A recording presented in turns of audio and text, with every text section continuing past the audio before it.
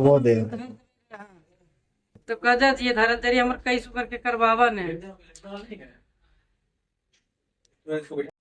मुझे विम्स पावापुरी में मरीजों की चिंता है और स्वास्थ्य मंत्री को बंगाल चुनाव की चिंता है।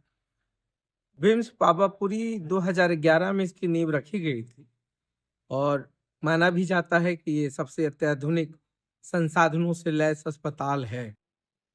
2015 में इसका उद्घाटन हुआ था। बजट भी 550 करोड़ से अधिक का था और दावा किया गया कि इस हॉस्पिटल में आसपास के जितने भी मरीज आएंगे उनका बेहतर इलाज होगा। कल मैं गलती से विम्स पावापुरी गया था किसी काम से, तो जैसे ही मैं अंदर दाखिल होता हूँ, एक बच्चा जो है पेट के दर्द से काफी करा रहा था। सलाइन जो है वो गेट पर टंगा हुआ था और उसकी माँ रो रही थी।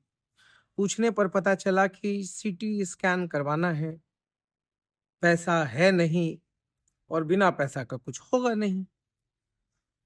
अब सीटी स्कैन करना है, अल्ट्रासाउंड संडे को शायद ऑपरेटर नहीं रहते होंगे या जो टेक्नीशियन है वो नहीं रहते होंगे।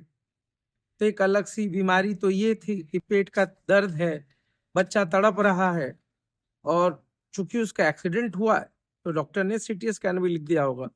तो चलिए सीटी स्कैन, अल्ट्रासाउंड तमाम चीजें हैं, मगर उस बच्चे के पास, उसके परिजन के पास पैसा नहीं है।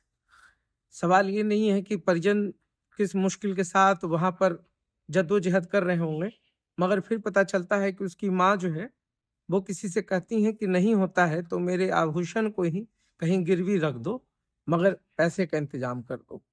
और जो बच्चा था वो छटपटा रहा था। उसने कहा कि सर, रात से बहुत दर्द से परेशान है, कुछ ठीक ही नहीं हो रहा, इतना दवा खा रहे हैं। तो एक जनरली अल्ट्रासाउंड दिमाग में आता है, वही इससे पता चल जाता है। और एमआरआई है, तमाम चीजें हैं, महंगा इलाज होता है, महंगा जांच भी होता है बिहार में, पूरे भारतवर्ष में।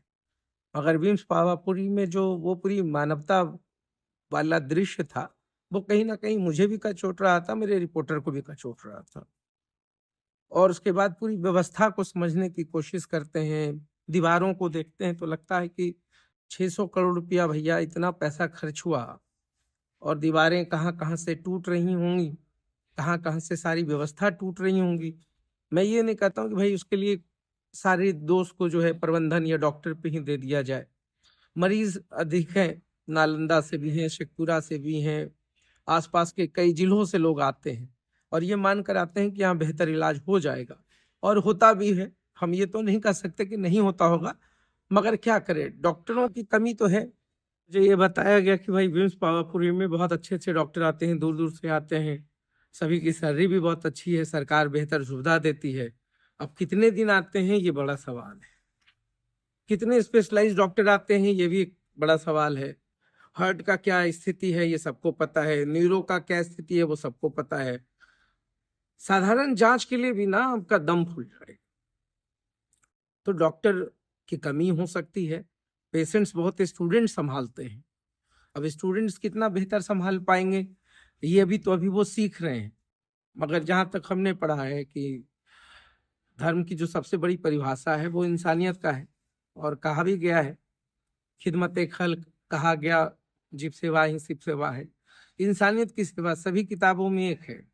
और मुझे लगता है कि जो हम लोग सीखते हैं, उम्मीद करते हैं कि धर्म का सबसे बढ़िया चैप्टर अगर कहीं मिलता है सुकून वाला, तो वो मानव सेवा में। डॉक्टरों से ही उम्मीद भी की जाती है। हम ये नहीं कहते हैं कि डॉक्टरों की लापरवाही होती होगी, मगर सिस्टम में एडजस्टमेंट की कमी तो है। आप किस तरीके से मरीजों को देख रहे हैं, वो मैनेजमेंट बहुत बड़ा सवाल है।